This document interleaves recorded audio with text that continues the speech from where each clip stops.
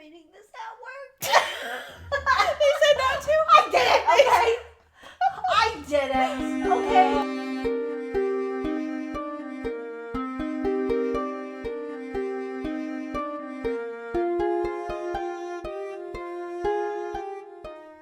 Hey Damsels, welcome back to another episode of Damsels After Dark. If you're new here, I'm Crystal. And I'm Kristen. And in our corner of the internet, we rant, review, obsess, rave about all things books. Today is our last monster book for the month, and it is Split or Swallow by Lindsay Straube? I don't know. I'm not really good with these names.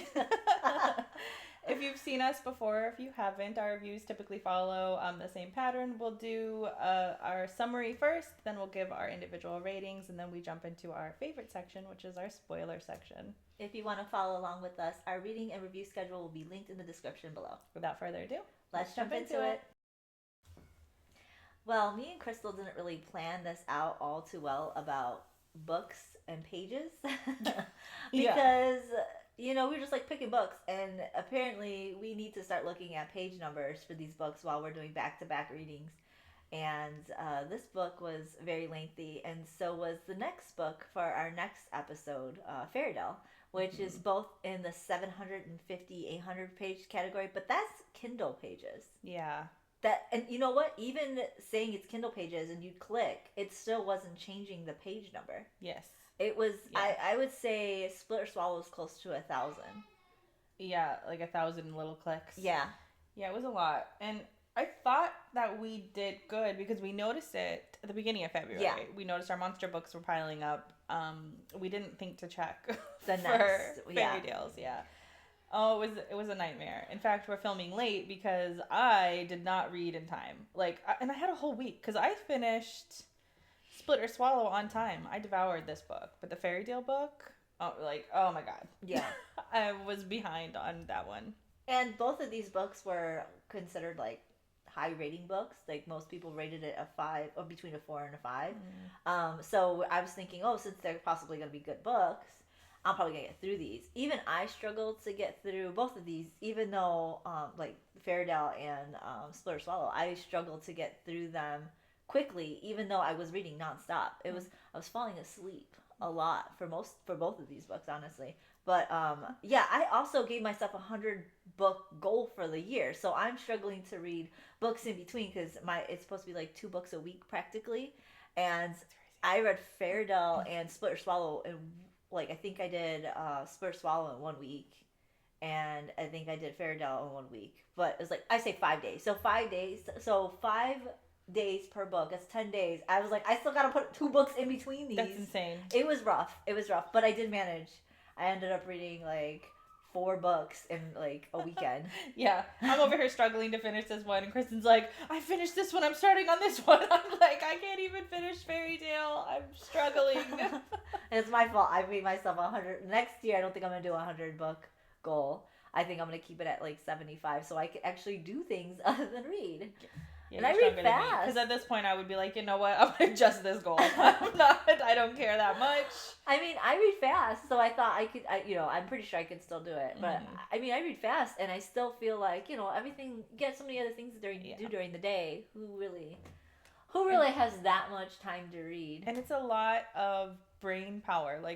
Sometimes I want to just crochet or play video games, or there are other things that I want to do other than just spend my entire time reading. Yeah. But I will tell you, I went through Split and Swallow pretty quickly, but the next book, the Fairy Tale, it was I was reading for hours.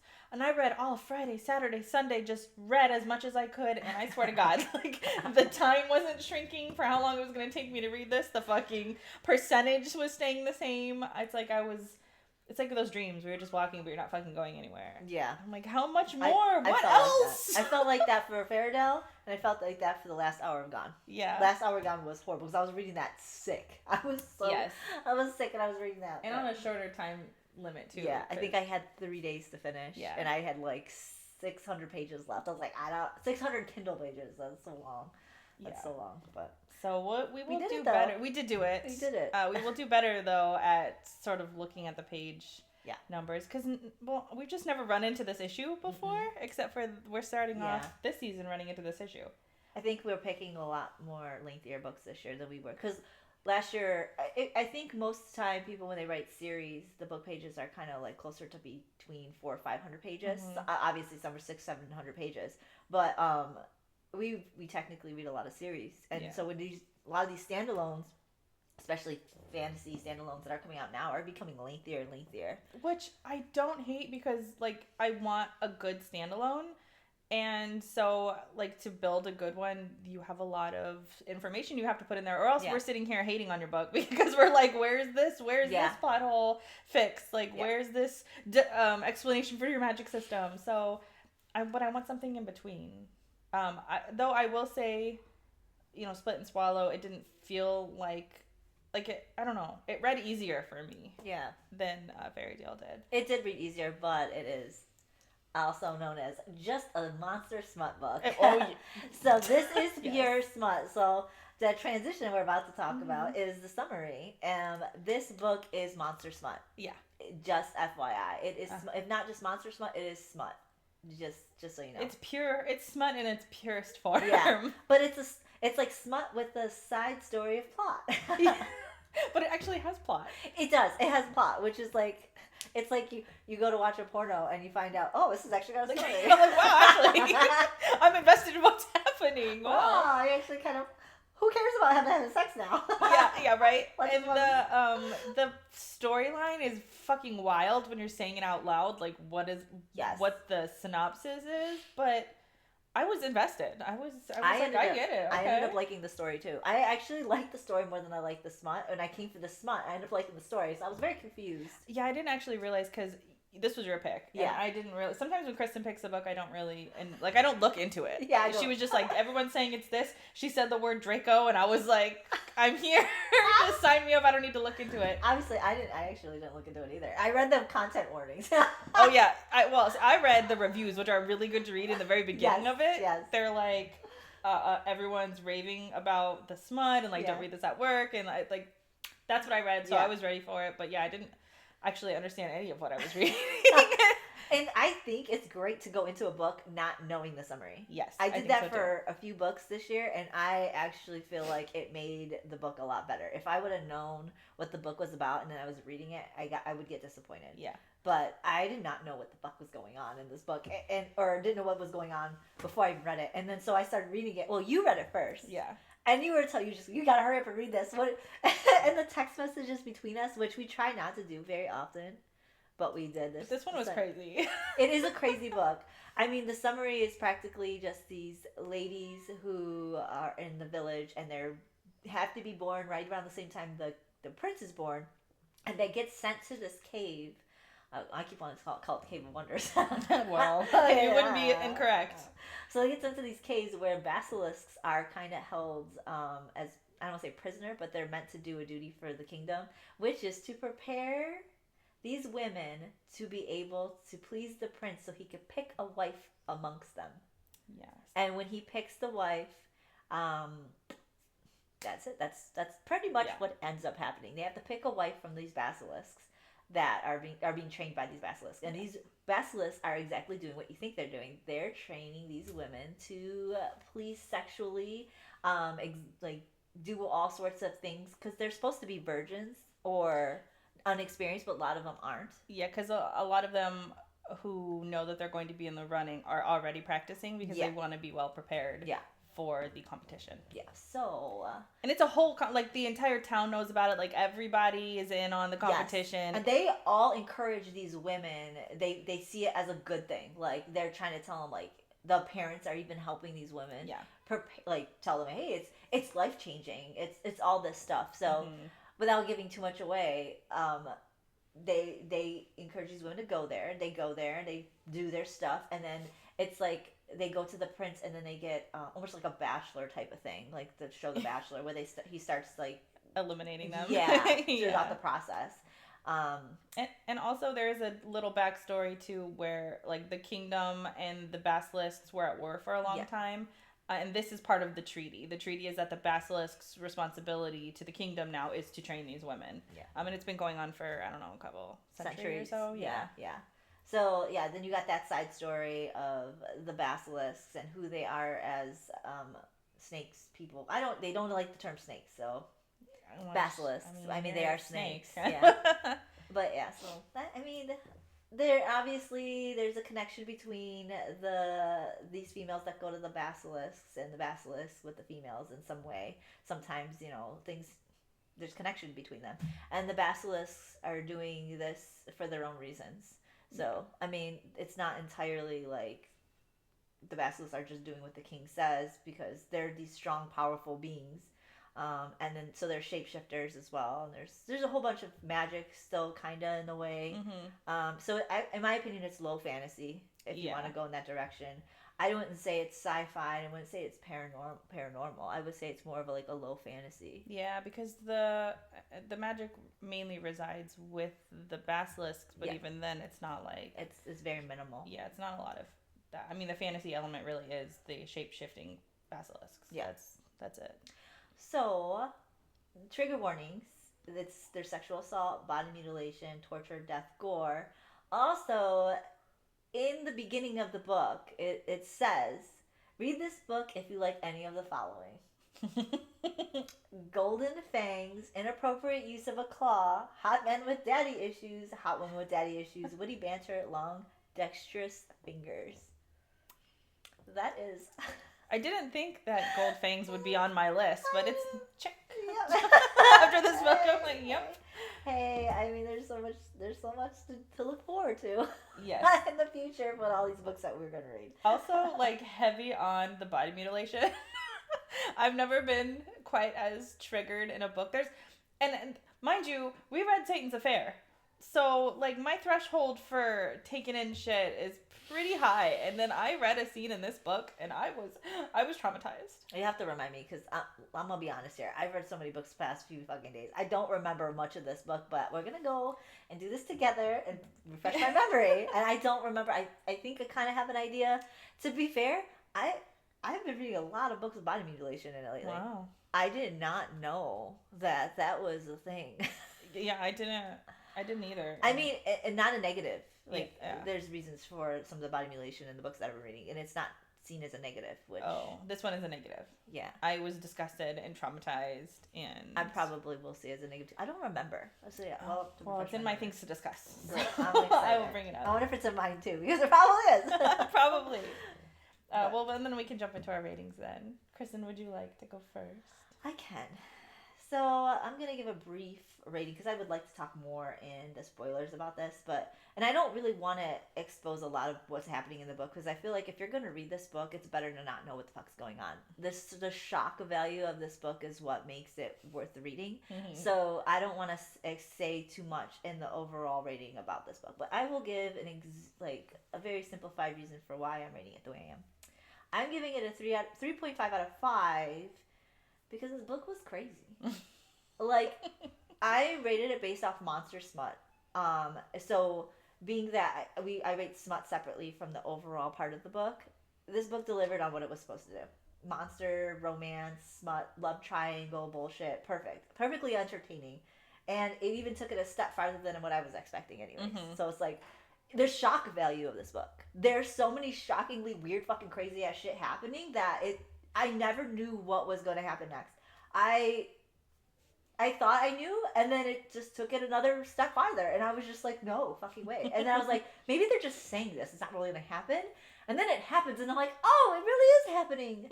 So it shocked me. And the books that we read, it's what else could possibly, there's nothing could shock me at this point, but no, it got me. It got me there. I was really fucking shocked. It was a wild ride of smut, even though the smut wasn't too crazy. I think it was crazy in the fact of what was happening versus the smut itself. Yeah. So there was times where the smut was a little bit, I was just like, what? I didn't understand what was going on, but I didn't feel like it was above my threshold of smut intake. I wasn't for some parts. Yeah. And it wasn't necessarily because of the smut. It was because of what was happening. And I don't know how to explain it without getting all spoilers. So there's one scene in particular that I was really fucking grossed out about. But if anybody has listened to our last videos and episodes, you'll understand why. Because there's lines, guys. There's lines. But okay, without me going off a tangent too much, everybody in this book is fucking horny. Mm-hmm. Oh yeah. So realize this smut. Everybody's horny constantly, and their entire lives nonstop, revolve around like sex. It's just constant sex. I mean, like, you think you're gonna get a break from it? No one gets a break from it. Nobody's getting a break from it. Nobody. There's plot. There's plot. There's plot in the smut book. And in my opinion, the plot revolves around mostly what the basilisks, like, what's going on with them and their little lives and their worlds and all that stuff. It doesn't get into too much detail, but it manages to pull off a little bit of plot history with them and the kingdom. And but mostly I was entertained by the love triangle. Mm-hmm. And obviously you already know who those love triangles is going to be. You know, it's going to be between the basilisk, the main chick, and the prince, because it's a bachelor show where they're trying to woo the prince. Yeah. Mm-hmm. So you kind of already have that idea. That's the only spoiler I want to give. FMC, I had mixed feelings with her in the beginning. I was really, like, fine with her and thought she was fucking funny and witty. And then towards the end, I absolutely couldn't fucking take it. I just couldn't. I couldn't do it anymore. At the very end, without giving a spoiler, I felt brokenhearted. I never thought I would feel brokenhearted over something in a smut book. So just be prepared for the feels, guys. Because I had feels at the end. I had feels. Mm-hmm. So, smut. Can I give it any higher than 5? Because I know. Wow, it was there. There was, like, it was a smutty book with a love triangle with rival species, and just know that it's a monster smut book, so there's gonna be smut with basilisks, and that's it. I mean, it's a smut book. 5 out of 5. Yeah. 5 out of 5. Sometimes it was icy. Sometimes a little spicy. Mm-hmm. Sometimes like, what the fuck? It was a lot of what the fuck. Yeah, so it got me on all ends of spice there. So like, I wouldn't say it has it all, every different types of spice, but it's got a good mixture of seasoning of spices in there. Yeah. Yes. But yeah, that is my brief overall. So I gave my rating is a 3.75, which the reason I did this is because generally when I'm thinking back about this book, I like it. But there are things that pull it down for me. So I want in my heart of hearts to give it a 4, but I don't think it's worth a 4 because the main character really fucking pisses me off, as Kristen kind of alluded to as well. But to be fair, like right off the gate, I was in love with Tem. I'm like, she's giving me Jude energy. Like, I love everything about her attitude, all of this. But it's towards the end that she's doing things that really just, they're like pissing me off. Mm-hmm. Like, what? We'll get into it. But the main character kind of killed it for me a little bit. As Kristen said perfectly, this book is wild. I mean, like, just the plot. Like, okay, these snakes are training these girls for sex to know how to please the prince, and then he plays bachelor. Like, this is just a wild idea, but like, it worked. I love it. Like, okay, I'm interested. I'm sold. I'm yeah. Like, it's crazy, but you hooked me. Okay, so I'm here to hear what else is there, and I wasn't really disappointed. Like, it's pretty good. I love both the male interests in this book. It's funny because Kristen has been trying to hint at some, like, why choose books or some reverse heroines, and I'm like, no, I'm not really into that. And then this book hit me, and I'm like, why choose? Just give me them both, please. I know, I'm so happy for this. She's ready, guys. She primed me well for this because literally I'm like, one is like a warm blanket that I just want to just be cuddled in, and one is just like fire in my face, and I love them equally. Yes. I did love one more than the other. So excited. But yeah, so I was even more like ready to just accept both. Like, I'm here for it. I'm ready for a reverse harem now, or a why choose. I think a why choose first. I don't know if you're ready for reverse harem. Maybe not. Yeah, maybe I need to be slowly prepped. Yes, why choose first, and then reverse harem. We're gonna start you off slow. You know, you can't just push it in there. Yeah, I do need some more. This was a nice first inkling of it. Don't do what I did. Don't go reverse harem first. Yeah, no, that's too much. I mean, I was already put on this road once lightly. It was the men that was the problem. Is that if I would have been in love with both the men that you originally sent me, then maybe I would have been like, oh, Kieran and Castile. Yeah, that was unexpected. I'm sorry about that. I wasn't even ready for it, but now I love it. Oh. Yeah, but if you would have gotten me this, I'd be like, hell yes. But anyway, so yeah, I love both male interests. The smut was smutting. Like, I liked it. It was 80% of this book was just straight smut. And like Kristen said, it was every flavor. It was icy. It was spicy. It was weird as fuck. It was gross. It was traumatizing. But it's weird because it never felt repetitive. And lots of times in these books that are adult books or even smut books that are like meant for smut with a plot around it, they get so repetitive. And I'm just going through scenes at some point. Like, I'm just going through your fucking chapter of smut because I don't really care about it anymore. But I did not skip a single smut scene.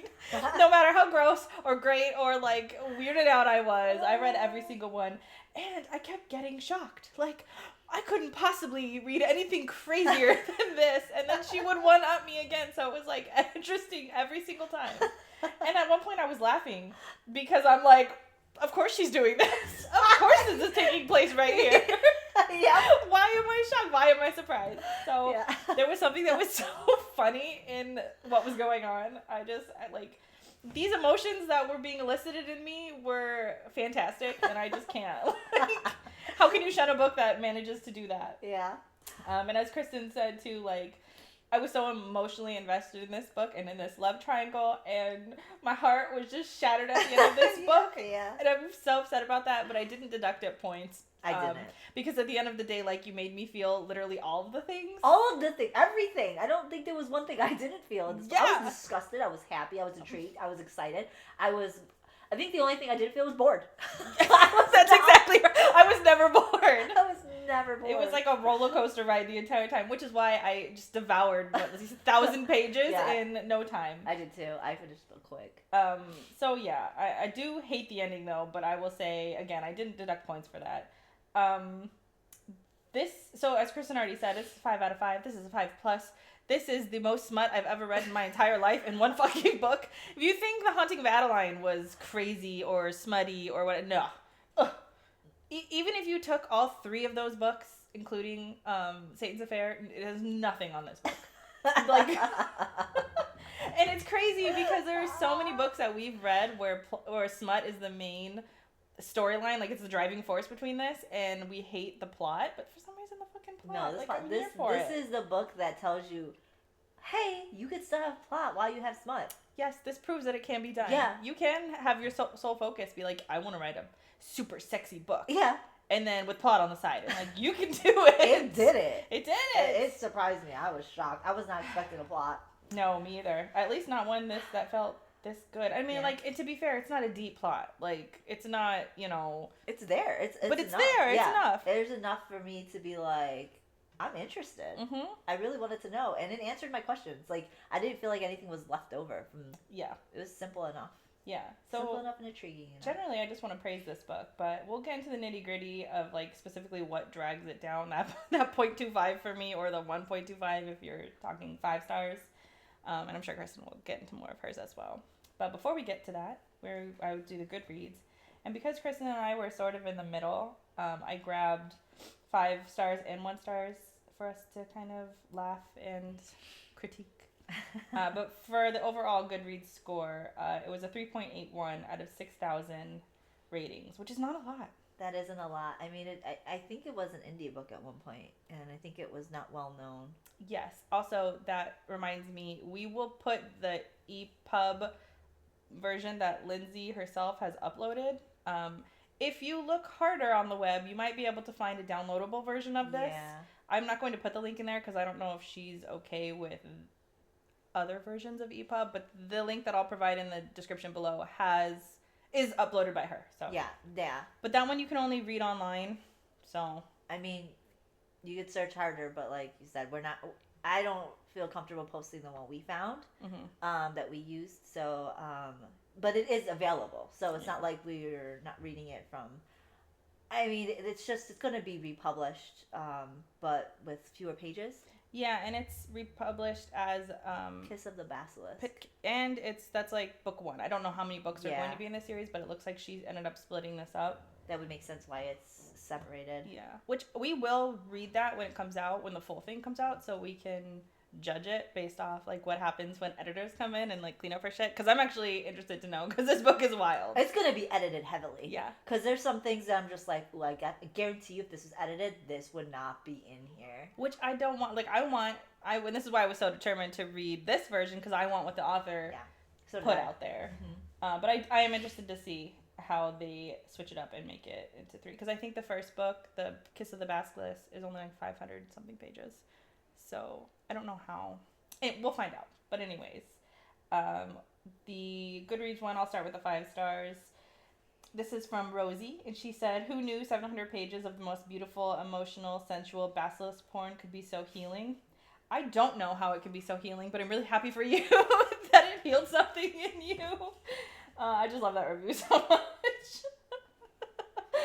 Like, I don't know what Band-Aid this is. Yeah. Or what wound that you have, but great. I'm glad because this is great. Yeah, I thought, I'm like, good for you. I love it so much. So from Allie, this one's kind of long, but I thought it was a good one. It says, "The book indeed split me and swallowed me whole." Girl. 5 stars, baby, and it might be the high from bringing this book for binging this book for the last 32 hours, but I don't care. I love this shit. The smut was smutting and the plot was plotting more than I expected it to. This book had me in an ironclad chokehold before I even hit page 20.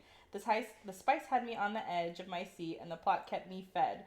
This is the most fun I've ever had reading a romantasy. The men were immaculate. The words out of their mouth had me swooning so hard. I honestly did not expect some of the intimate moments to have emotional depth, but indeed they did. Did the spice get a wee bit redundant after 500 pages? Yeah, maybe, but again, I don't care. I was still vibing and having the time of my life. Yeah.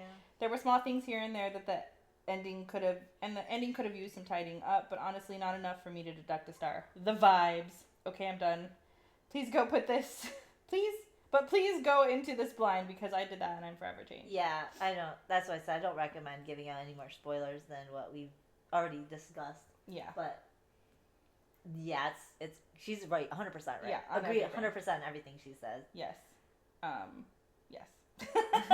Okay, so from Shannon Kelly, we have our first 1 star, and she says, "Oh, fuck off. I can't believe I just read this long-ass book for that awful-ass ending." Also 100% agree. Which is why I put her in here, because yes. She's not wrong. That ending, it broke my heart and made me mad all at the same fucking time. I was so pissed at that fucking ending. I was super pissed. Yeah. I feel like it didn't need to happen that way, and for that I am forever bitter. I reread it 3 times. Like the ending, that last, I think it was like the epilogue. Yeah. I reread the epilogue 3 times because it's pretty short. And I was just like, I don't get it. It's not like it's hard to understand, okay? I just want to put it that way. It's just, I don't get it because I don't like it. Yeah. I don't get that that's the decisions that were made. They didn't need to be made that way. I was bitter. Yeah. I was bitter. Yep, same. And our last 1-star review is from Natasha, and she said, "BookTok tricked me into believing this was going to be a Draco Malfoy shifter chaotic romance. I thought so too. So bad. I hate the MC so much, and I hate Caspin. The smut was repetitive and boring, a million pages too long, riddled with potholes, truly just not good. I removed the end part because there's a little tiny spoiler there that we don't want to give away." Yeah, I feel like it's important not to know that little tidbit, because when you're going into it not knowing what's happening, and you're kind of like, as you read and you get to that part, it's just like, it's shocking, because I was shocked. I was like, no. And you don't want to be thinking about the fact that something is gonna happen later. Yeah, because right. If I were to have read this comment, I'd be like, what is she talking about? Can we get to that part? Like, when is this gonna happen? So like, yeah, I don't want no one expecting to know what's gonna happen next, because the unexpected is what got me in this book. It really made my day. This is truly a book that is best eaten without knowing what is in it. Yes. Please don't go look at spoilers. Read the book without any. It really will make for a shocking, enticing read. Yeah, for the ride of your life. Yes. But yeah, that's our basic summary and our reviews. And now we can get to our favorite part, which is the spoilers. Do you want to go first, since it was your pick? Yes. Okay, so I'm going to try and not. I'm gonna do my best parts and my not so good parts, and then things to discuss. I'll wait. But I just want to talk about my favorite parts so far. Well, let's see if I can remember that. So I wrote one of my best favorite parts is the kiss scene with Tem and Leo. Oh, I do remember this. It was like her first kiss scene. So she's at this party to pretty much schmooze the prince, and I think it's their second time they see each other, and she is really into Caspian, so she doesn't want to like give too much vibes off to the prince, but she's still trying to like still show the prince she's interested so she could stay. Which at this point I'm still kind of confused as to why she's even pretending this bullshit. Like you still have to smooze the prince, so like why are you pretending not to be in? Whatever. Anyways, she gets really fucking mad when she finds out Caspian isn't sleeping with her, but everybody else's basilisk is sleeping with them, and she's not understanding why. She's been trying to pressure Caspian into actually sleeping with her, and she's also not had sex yet. She's the only one that is not experienced in sex, and so soon the prince is gonna want to have sex with these girls. She doesn't know what kind of person the prince is really yet. She doesn't know that he's not entirely only into sex. He does want it, but like he's going a little bit slower for her because he's interested in her. But so she's getting mad. She's just mad, and so instead of like going to Caspian and like talking to him about it, she's just like fuck it, and she goes to Leo. Well, meanwhile, the first time they had met, they had this little interaction where he put her last. So like now she gets really mad. She goes right up to him and she grabs him and she kisses him in front of fucking everybody, and it's like make out completely, like because he like turns her and puts her up against the podium. Yeah, they're like hands everywhere. It's like a complete make out session. It is beautiful. In my head, it's beautiful. Yeah. And so he like I guess somebody comes up to him, breaks them up, and they tell her, okay, you kissed every girl. Now it's time for judging. And he took her hand and brought her right up to the first podium and put her there. And then the girl he picked for the first time, for the first elimination, he put her last. Beautiful. I was like, well done. Oh, that scene was beautiful. So I love that. The frisky 60, where the prince has to go and pull every girl aside for 60 seconds. Or 60 seconds, right? Or is it a minute? Or 60 minutes? No, it's frisky 60. Like 60 seconds does not sound right, but an hour doesn't sound right. I think it is 60 seconds. I put 60 seconds on here, but that doesn't sound right. It didn't sound right. That's not a lot of time. They have like this little fucking hourglass thingy, minute glass. And so they get 60 seconds to be with the prince and do whatever. Undress. I think it's undress. It's anything. Yeah.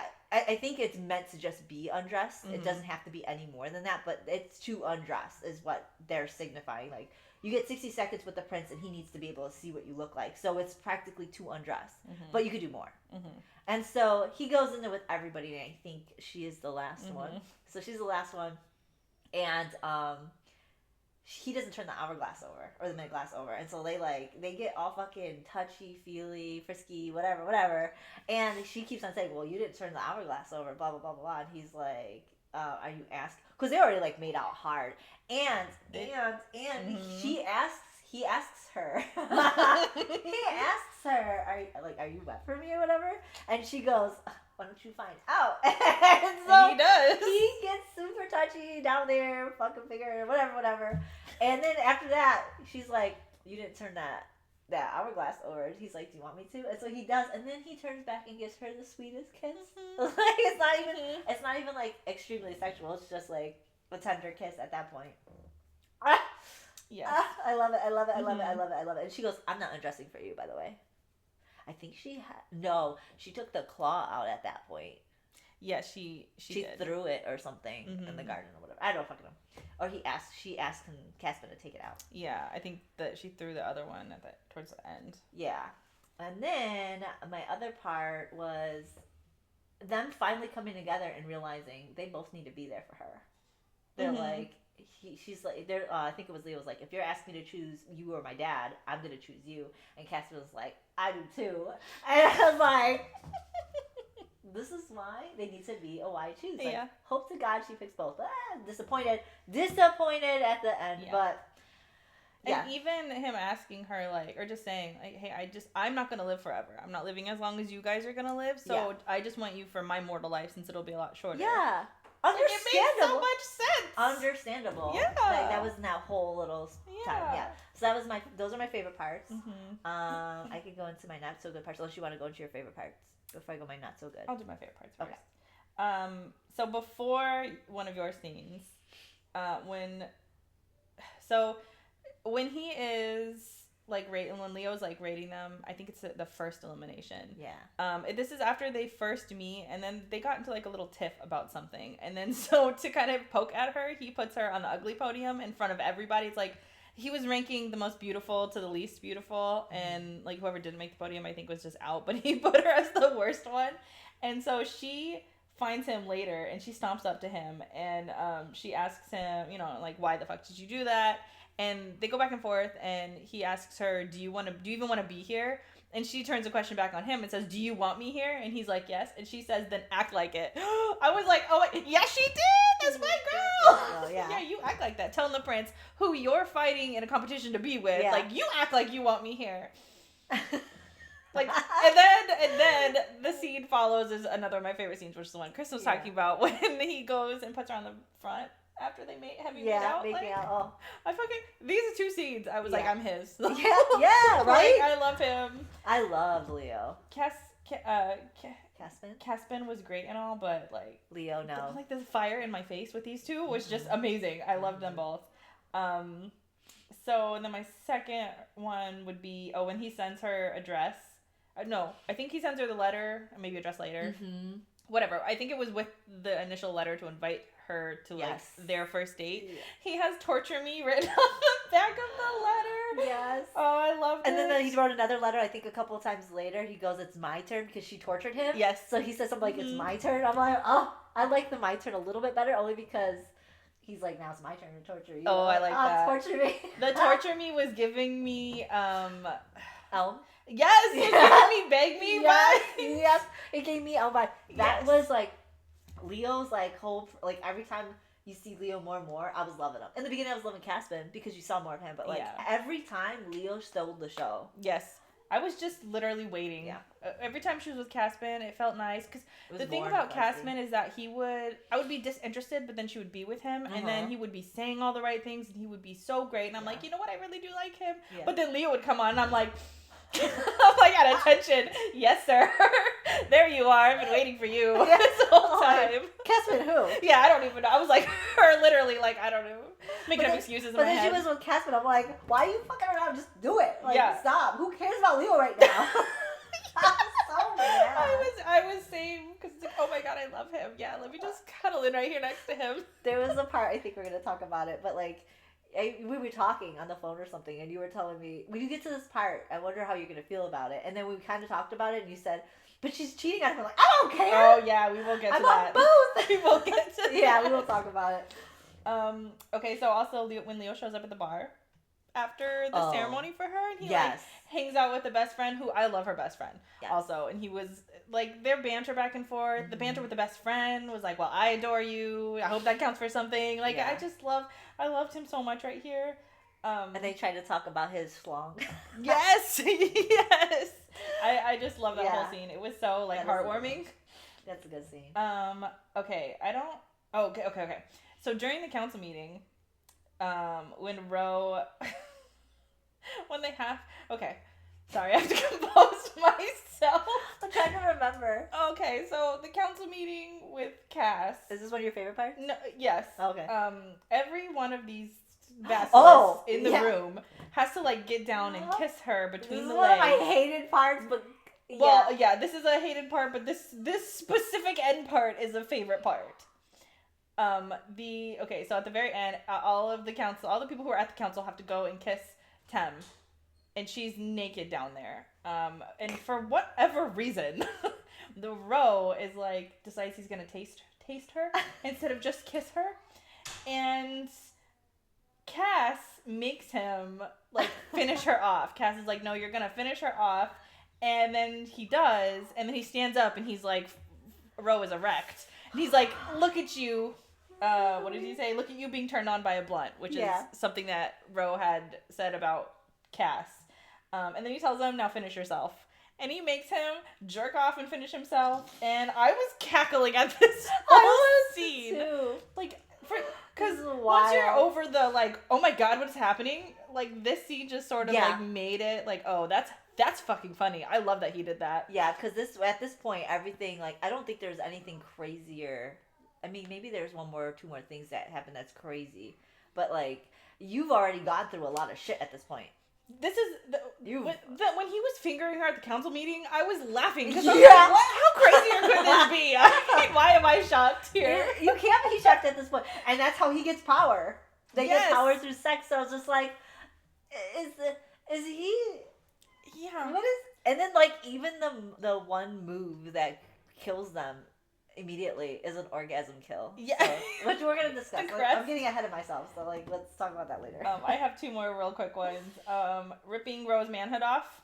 Yes. Phenomenal. In fact, like I love that he did this. Even though it was like a mistake as far as his like, you know, position and like the ramifications for this. I like that he was like, fuck this dude. This dude needs to be taught a lesson. He keeps fucking around. He's lucky I didn't fuck him up the first couple times. And now he's like, he's done too much. So now I'm going to handle business. And he handled business. And I loved this. And when I first saw, like, when I read it and that scene came up and I was like, when he talked about how he's got, like, nothing down there, I couldn't stop fucking laughing. I was fucking laughing so fucking hard. I thought it was one of the funniest fucking things in the book. Also, like, it was great because that is their source of power. Mm-hmm. So he like practically ripped his source of power. This is fucking hilarious. And it kept kind of driving me crazy even though I understood it. Every time Tem was stopping him from retaliating up against what Ro was doing.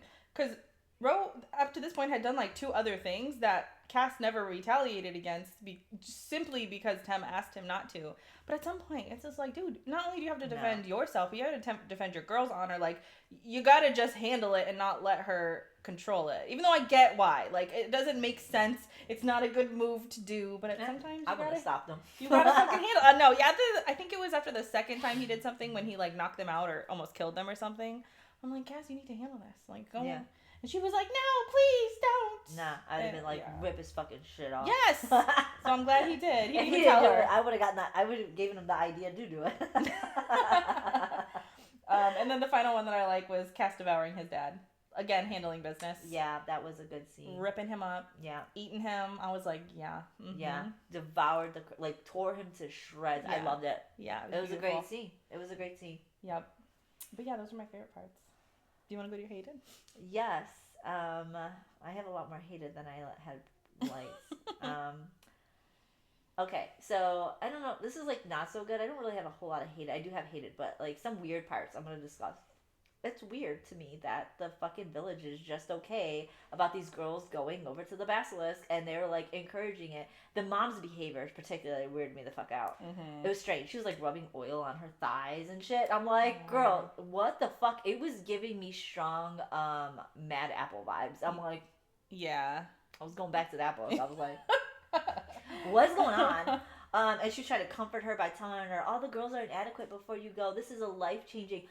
She said, this is a life-altering, life-changing experience. And I'm thinking, girl, you putting too much on that dick? Well, I mean, for her, she's like... Yeah, I was like, but this is before, like, you read any of the smut, really. Yeah, and you're just like, Jesus Christ, these people are weird. But when you start to understand that this village and the whole kingdom is ruled by sex, it's like, practically, like, that's how the basilisks get their power. And then you kind of understand, okay, like, this makes sense. But, like... A lot of this shit has to happen before you get to that point. And in the beginning, it's just right off the bat, they're talking about this. I'm like, this is fucking weird. Oh, well, right off the bat, she's in the cave. Yeah. Well, like, yeah. Like jerking each other off, or jerking themselves off, I guess. Their first 50 pages. Yeah. But, like, the mom says, this is your first step into womanhood. So, like, getting that dick is womanhood? Like, come on. Like, that's a little far-fetched. Like, there's some girls who never have been with a guy because they're lesbian. So it's like, you mean to tell me they're not a woman because they're not... Come on. You know, that kind of bothered me. Yeah. It also drove me nuts that Tem would constantly push Leo away. You are there for the prince. Yeah. You're there for the prince. Like, no. Stop pushing him away. Mm-hmm. Just let it happen. Yeah. So I was kind of aggravated with that. She was constantly devoted to Caspian, which is fucking great, but can we be devoted to both? Like, I know. You are there in that predicament because you're supposed to be with the basilisks who change you for the prince. They both understand that's the role they play. Accept it and let's have fun. Yes. Like, stop lying. You want both. She kept doing that. I don't want you. I want him. I don't want him. I want you. Fuck it. Stop it. Mm-hmm. You're pissing everybody off. Just enjoy the two while you Yes! can have them. Exactly. Ugh, she wasted so much time. Okay. Also, like, okay, where I go with this? Okay, yeah, she withheld a lot from Caspian, or Caspian withheld a lot from her, which drove me nuts. Mm-hmm. Like, he's in love with her, like, but he didn't want to tell her this, and he proposed to her, and then, like, he put this necklace on her, but she didn't know he was proposing to her, but you can't propose to her because of this reason. It's like, dude, just fucking have at it. Just say it. They're both infuriating sometimes. Mm-hmm. But yeah, she kept on, there was a part that made me super fucking mad. Like, Leo comes to her house and they have this hot, heavy moment, which I loved. I think it was after the bar. Yeah. So he goes to her house and the mom's not home. Perfect opportunity, by the way. But this is the part we were talking about, where he gets on top of her. They're about to fucking do it, and Caspian just, like, fucks with her head, and it's a hard time for her. She can't actually perform or do anything. She's just, like, in pain and agony because Caspian is jealous and upset, which pissed me off, by the way. Come on, dude, you know what you're doing for her. Whatever. I'm upset about it. I'm upset they didn't have sex. I wanted them to. She deserved it at that moment. I know you were not into it yet. I know you were still hesitant about it at that point. Yeah. But that wasn't the part that made me mad, really. I kind of whatever. I understood that. It was the part when he was walking out her door and he said, "Remember this moment," or something like that. Mm-hmm. I'll try? Girl. I'll try. That pissed me off. Yeah. Like, you know you liked it. Yeah. You probably never gonna forget about it. Mm-hmm. And you're gonna just act like you're gonna play coy. Mm-hmm. Mm-hmm. No, you say, "I'll never fucking forget this." Yeah. Come back tomorrow. Rain check that shit. Yeah. Give me something else I won't forget. So many other things. You say, "I Yeah. try." I was so fucking mad. I about threw the fucking Kindle. I was mad. So what else? What else was it? Okay. I hated the ritual. Yeah. Mm-hmm. Need I say more? If you read this book, this ritual is disgusting. And what's almost makes it, sorry, I don't want to No, go right ahead. What makes it so gross is that she ends up enjoying it. That's what kind of killed it for me. Now, okay, this whole ritual is an experience in itself. It's not just this one part where she has sex with the dad. It's more than that. Yeah. It's a lengthy fucking thing. It's over 12 hours. I don't know what time she starts, but she has to stop at midnight. Mm-hmm. This whole ritual is disgusting. I absolutely fucking hated it. To narrow it down real quick, bullet points, okay? She's supposed to have sex with the dad. She has to walk in there naked. Everybody's around her as a basilisk that's watching, right? So the dad has to have sex and then approve the way he has to have sex with her. Like, she has to be liking it. He has to ejaculate. And then when he ejaculates, he has to pull her off so he could ejaculate so everybody could see. So she does that. But she ends up enjoying it. Caspian, has to watch it and be there. And then on top of that, everybody else who's a basilisk there started getting into it too. So they turn basilisks and start to fuck in the basilisk. Like, they're all, this is so weird. I'm trying to say this. So, like, everybody is a basilisk, turns into their basilisk form, but she's not a basilisk, so she has to, like, close her eyes. Caspian tries to get her out. No, but Caspian ends up fucking her too, by the way. Mm-hmm. I think she has to do it after the dad. So I think the dad fucks her, and then Caspian fucks her, and then that's when everybody turns into the basilisk. Yeah. Because after she's done fucking Caspian takes her to another room where she has to have sex with him till midnight. And with everybody watching. They're in, like, a glass room. Observatory room. That anybody could just come and watch at any point. But the king has to be there. Yep, the entire time. And the king was hard the whole... Why? And while she's having sex with Caspian, other people could go up and touch her? Mm-hmm. What the fuck is going on? Why? So they do, and, like, they're touching her chin. And the dad is, like, I don't know if he's jacking off, but he's hard there. And so, like, then that's not even the worst part, guys. It's not. Guys, it gets worse, okay? She is fucking him nonstop to the point where he breaks her pelvis and he turns into, I think his junk gets scaly and like he rips her. is ripping her insides and blood is everywhere.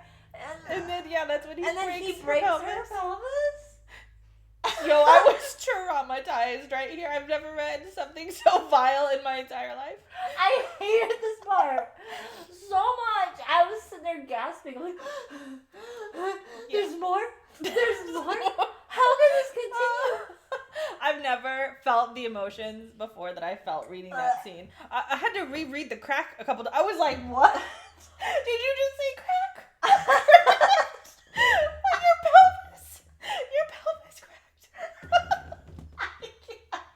I was dead. I was so dead. I was reading this at work. They said that too? I did it, okay? I did it. Okay, shame on me. Shame on me. I should have known. But I don't listen, okay? Because it's never as bad as, like, people say. People say some shit, and you're like, yeah, okay. Then you read it, and you're like, yeah, that was bad. But this was so bad. Don't read this at work. No, don't read it at work. Unless you have other people who would be like, that sounds interesting. But, like, no, because how are you explaining this to somebody? All I said was, my friend at work, I told her, you gotta read this. She read it. She read it. Oh, did she? Did she like it? She goes, what the fuck is that? Is that the same friend you told how Deanna liked to? No, it's a different one. Traumatizing one friend at a time. Oh, yes. I also recommended this to a friend before I read this scene. And then I had to come back to her and be like, yo, just so you know, it's a little intense. Just so you're aware, there's some shocking shit, but it's still good. Oh, guys, I'm not even done with my not so good parts. I got more. What the fuck is up with the claw? And why is it made out of ejaculate? I don't know. I'm gonna die, guys. This book is wild, but yeah. There he fuses this. I'm assuming it looks like a gemstone, like a quartz gemstone that's shaped into some kind of dildo form, like this. Yeah, I wish she would have it's called like it a on claw. her. It's on her. But I mean, I guess this looks like a claw. I guess you're right. Yeah. And like this was on her. Claw just sounds painful. Yeah, because I'm thinking it's got points and shit. That's Yeah. I'm thinking it's like his basilisk claw. Yes. But do basilisks have claw? I don't fucking know. But it looked like this to me. Mm-hmm. And this part's supposed to be underclit. And like, hey, I'm giving you visuals, right? Mm-hmm. And then this supposedly elongates when he wants it to, and he controls it. And it pulses. He controls it. Yeah. Mm-hmm. Guys, it's a wild book. It is a wild book. And yes, there are a couple scenes with just that. Bathtub scenes.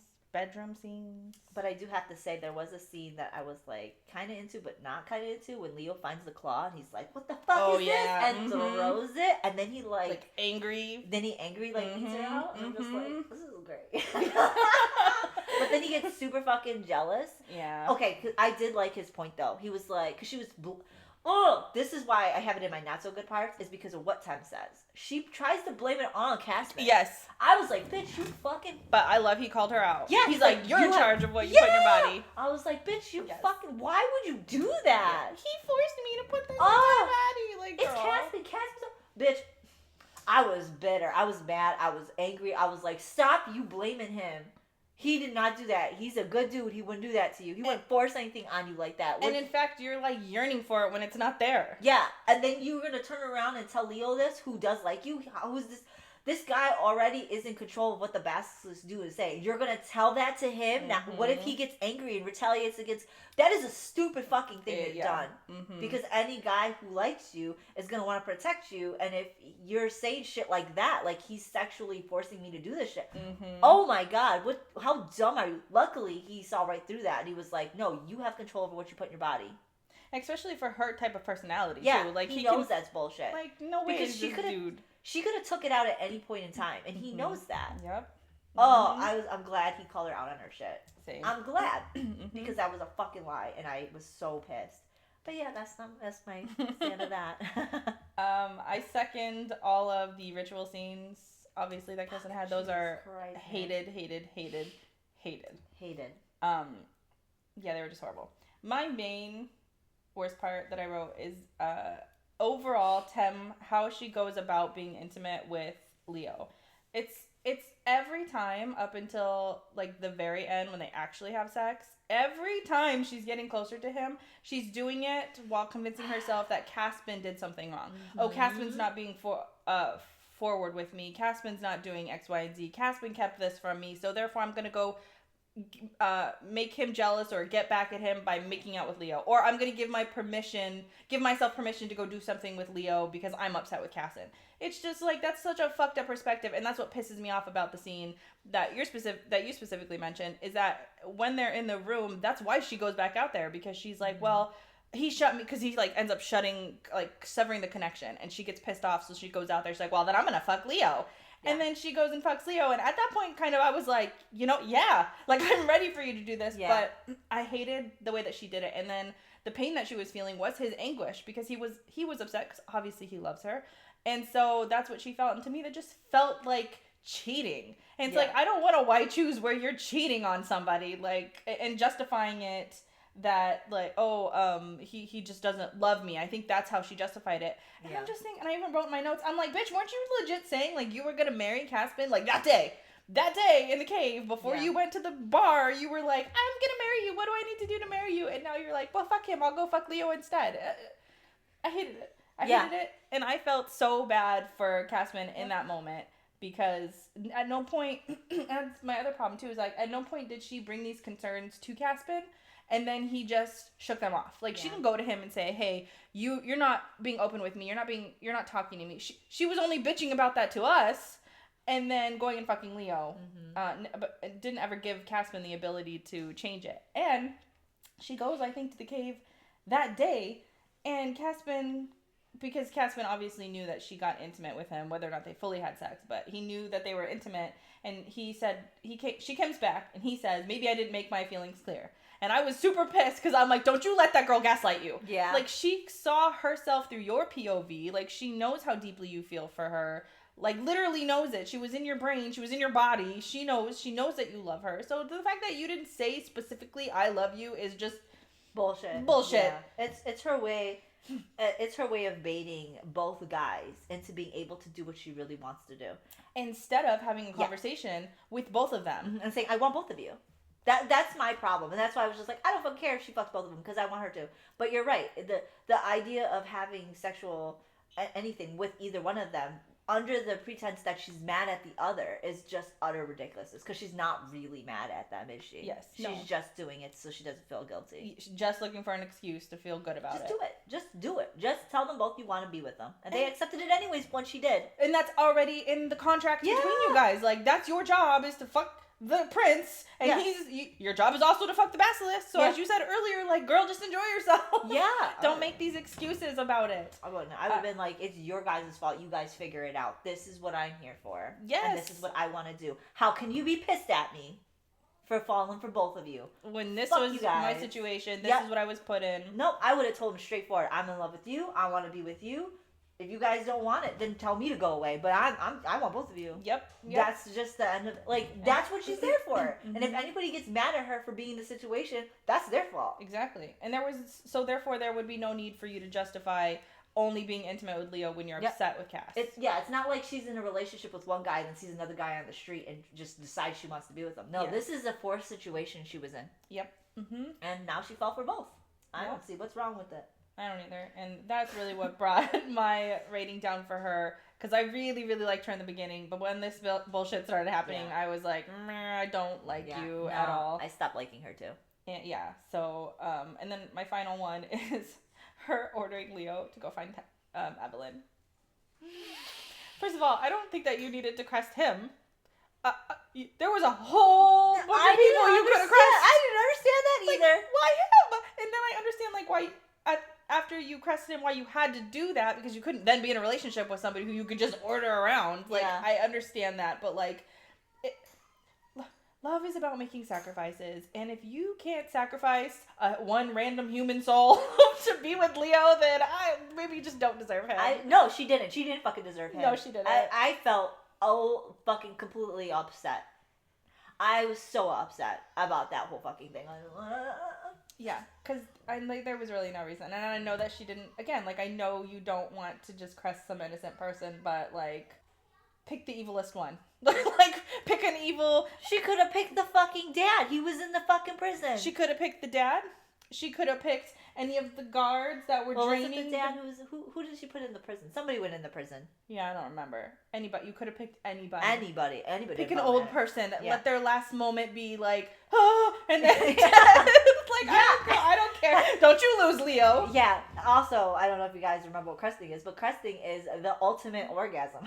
To death. And orgasm to death. Not humans. Oh, but that's right. Yeah. Basilos is orgasm to death. Humans is orgasm to control. Okay, so now that I'm remembering this in my mind, yeah. You literally could have picked anybody and just given them some. Yeah, they weren't gonna die. You didn't even have to control them. Just crest somebody and just be off with it. Like, why did you pick Leo? I don't know. I was so mad. I really wanted her to be with Leo, but then when she did it, like you said, I was, you know what? Fuck, bitch, you don't deserve him. Yep. Mm-hmm. Let him find Evelyn at this point, because Evelyn probably will appreciate him better. Yes. But hey, we don't know that because we had no fucking ending with her. Yes, I hated that. You just know he married her. Yeah. And I had to read that 3 times because I wasn't quite sure if I read that right. Mm-hmm. 3 fucking times. Because all she said was talking with Caspin. And then she goes, well, he found his wife. He married her. Mm-hmm. Like, I didn't know that he married her. Or she was just saying that he was going to find his wife. Mm-hmm. I was so fucking confused. Yeah. And I just fucking hate it. And also, I do have one other hate, which I'm remembering because of Evelyn.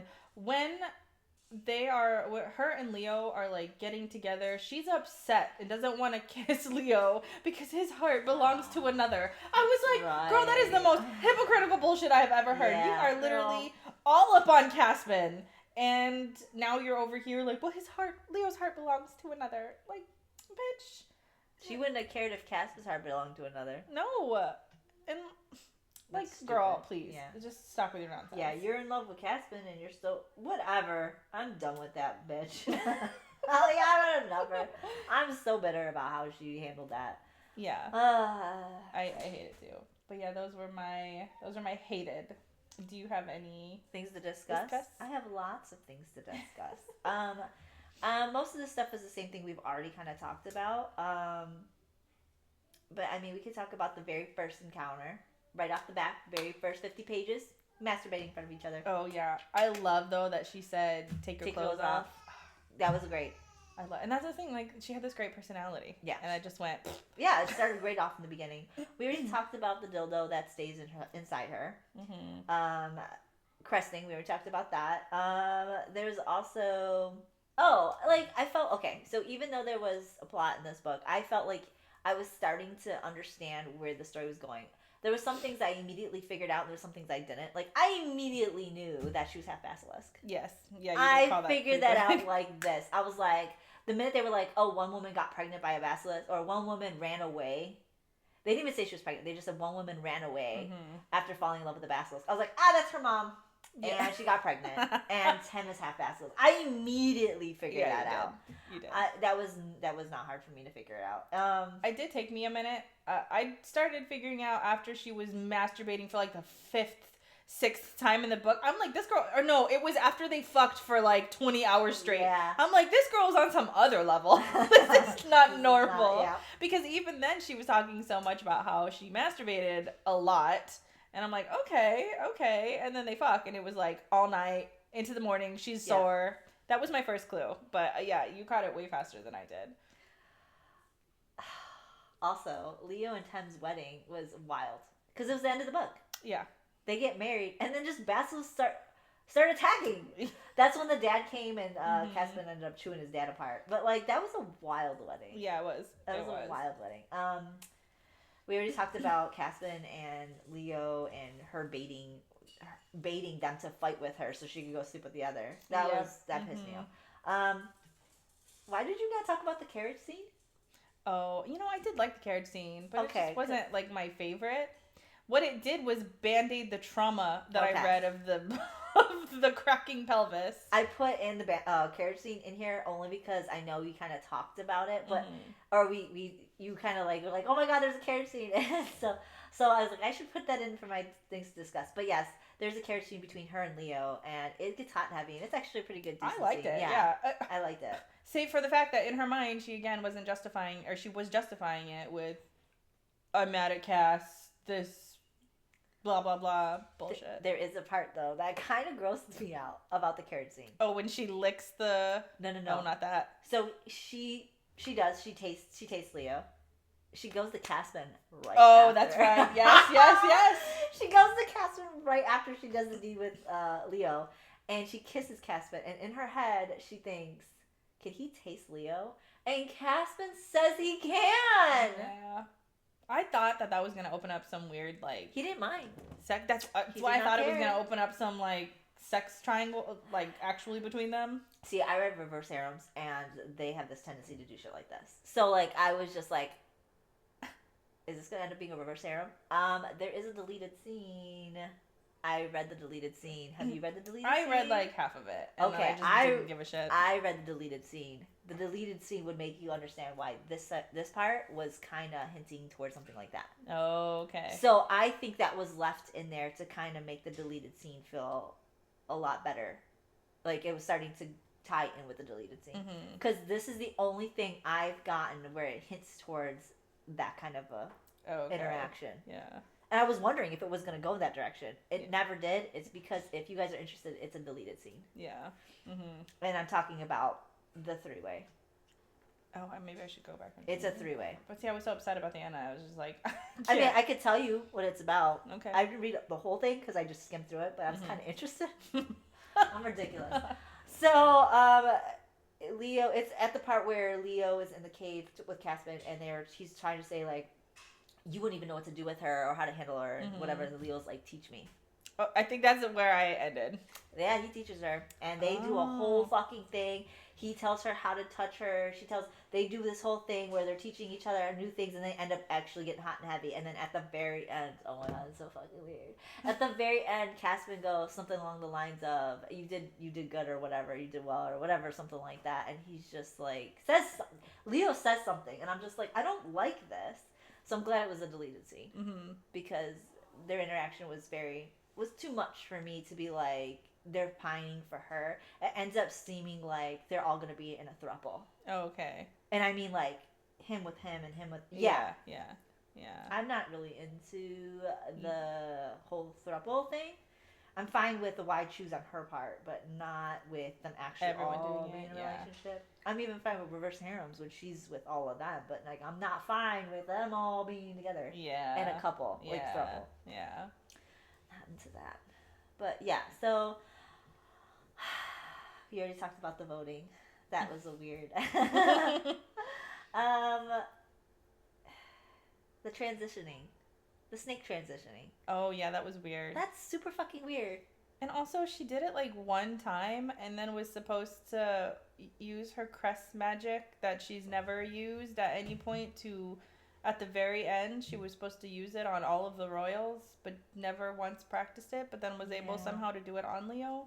I don't know, man. Like, that whole situation, because that's why she was trying to train Tabascus, so she could, like... To crest, yeah. Yeah, to, like, so understand her powers. I think she was supposed to crest the royal family at that point. Yeah. But she ended up not cresting the royal family, whatever. But, yeah, I didn't like the transitioning thing. I started getting, like... I think that was the only thing I was just like, I'm not really interested in this. And, like, how were they having sex?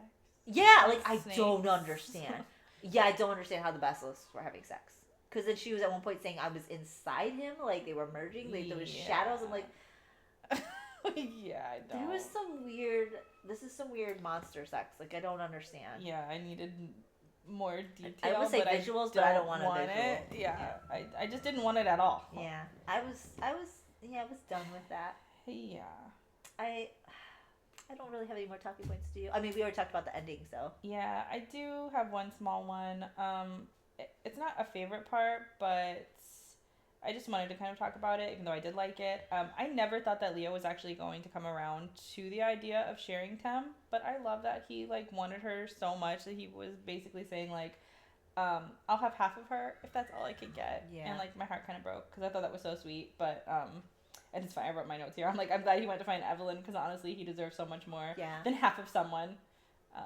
Which 100%, 100%. Agreed. It broke my heart, but I was happy for him to the way it happens, where they asked if he asked her if it was real, and she told him it was real, and then this bitch goes, "Tell me how this is gonna be the last time I see you." It's like, make up your fucking mind. Yeah, you cannot. You can't do that to him. No. But the way he kissed her and then just like plays with her hair and then walks off.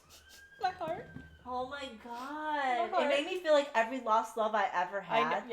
I was like, upset. It brought back all the memories of all the guys that I felt like were my lost loves, and I was just like, I don't need this trauma. Yes. I don't need to think about this shit, guys. Like, I know, like little teary eyed, like no. Yeah. My heart was ripped from my chest. Yeah, I was brokenhearted. I was like, I had to read that 2 times because I was just like, no, and then like just the idea that he was like walking away. I'm just like, and in my mind, I was both brokenhearted but upset because I'm thinking, why did you do? There was no reason for you to do this. But there was no reason to crest him. He did deserve better than her, 100,000%. But I agree. Like, I wanted her not do that. I'm bitter that she did it, but at the same time, I'm like, I'm happy for him because he's gonna go find somebody that he loved. He sat every morning waiting for her, just to think about her, and he really loved her. He did. Even though he loved Tem, he loved her. Evelyn, yeah. And it's funny. Like, I like that there's a scene where she's like upset, I think, at Cass, and she's going to find Leo, and she makes the joke that she's going to find Leo while he's waiting for another girl at the same place that he is to go find another girl. Yeah. I thought that was funny, but it really did soften the blow a little bit. Yeah, because I'm just like, okay, I guess. But then I needed to feel him be happy with her, and I didn't get that, and I was super upset. I was like, but I want to see them happy. I want fuck what happens with Caspian and Tem. I want that ending where, because then even Tem was like, what did you tell Leo? And she goes, I told him to go find the woman that he loves, and he goes, that wasn't you. She goes, no. You know, in a way, it wasn't. It wasn't. But you did not say go find the woman you loved. You said go find Evelyn, which is the same woman, but like. Who was to say if he would have said, go find the woman you love? Who's to say he would have been like, I found you? Yeah. Oh, no, it broke my heart. I know. But she, I'm glad he went to Evelyn, but my heart was broken. I do think you're right, though, that this would have served better if it had a little bit of his ending just to sort of mend the heart. Yeah, because I'm forever brokenhearted. And also because he wasn't a huge player in the book. No. Like, he popped in and out, and I was always grateful for it, and then he just pops out and he's just gone, and you don't get anything. You just see him walking away. You see his sweet hot ass walking away. And I don't think I could have saw him walk away. I would have been so super selfish. I would have kept him. Oh yeah, me too. I would have crushed somebody else. I would have been Persephone. I'd have been going down to the basilisk caves every winter, coming back up, all for the rest of the year. To be honest, though, I probably would pick Leo over Caspian. Yeah. But if I could have both, I would have both. But I would have picked Leo. I would have stayed with Leo and then went over to Caspian later. Yep, after Leo died. Yeah. Yep, 100%. And it would just make sense because now you've brought harmony to the kingdom. You're both the queen of the fucking humans, and then you're also queen of the basilisk. Yeah. Like, it just would have worked perfectly. Or we could have had Evelyn join in, and he could have been with Evelyn and Tem, and she could have been with Caspian, too. There we go. She could have had both of her men. He could have been with both his loves. Caspian didn't need to be with anybody but her, so he was satisfied. Yeah. Or we could have that other bitch, but she didn't want him with anybody else anyways. Yeah. I would have been fine with that, because I don't know who Evelyn is, but she seems nice. She seems great, yes. Never met her. But yeah, overall, like, it was good. It was a good book, just the main character and her actions, I think, really nosedived it for both of us. I wrote the quotes. I'm just looking at it. It says, in another lifetime, there was a happy ending for them, but not this one. Mm-hmm. Sad, depressing, upsetting. I'm just all of it. But, it is, yeah. Yeah, it's bad. but great and bad all at once. Yeah, it was a roller coaster of crazy. I felt every emotion. Yeah, everything. I didn't think I was gonna get heartbreak at the end of this. But she was like, I didn't give you everything yet. Let me just toss this little fucking thing in there. It was like a small portion, like a paragraph maybe this big. Yep. And to ruin your entire fucking day. Yeah, you go from smut to like, who knows, sex is gonna make me cry. Who knows, the smut book was gonna have me fucking shattered on the floor, and not in a good way. Yeah. So bad. Well. But yeah. Anyway. Ready for the next book? The week and a half book review that you have to do. Yes. So yeah, the next book we are reading is another one of Kristen's picks, and it's also supposed to be like a really good popular book as well. Yeah. Fairy Tale by Veronica Lancet. Now, I had seen people talking about this. I also got a glimpse of the original cover, and I was I would never have picked this book had I seen that original cover. I would have not picked this book either. Also, this is another book that I didn't look at the summary. I only read reviews that were not spoilers. This is another book you should not look at any spoilers for to like kind of enjoy it. Yeah. You get spoilers, this book is gonna be boring. This book is already a tad bit boring, just FYI. Yeah. But don't look into spoilers. Just read it, go into it. It's a long book, so make sure you have time to read this book. And we will be back on Friday anyways at 5 p.m. So you have a whole week to read. You should. Yeah. You could go along with us on this madness. And it'll take you all week. Or in my case, a week and a half. It took me 5 days of nonstop reading, so. Yeah, well, anyways, so that's what we're doing next, Fairy Tale, by Veronica Lancet. I'm sorry, I said that. Yeah. I'm still over here in Split or Swallow. But anyways, yeah, so if you guys want to follow along with us, we are on all of the socials, YouTube, Spotify, Amazon Music. Yep, don't forget to like and subscribe so you can keep track of what we're doing. Yep, we'll see you next episode. Bye. Bye.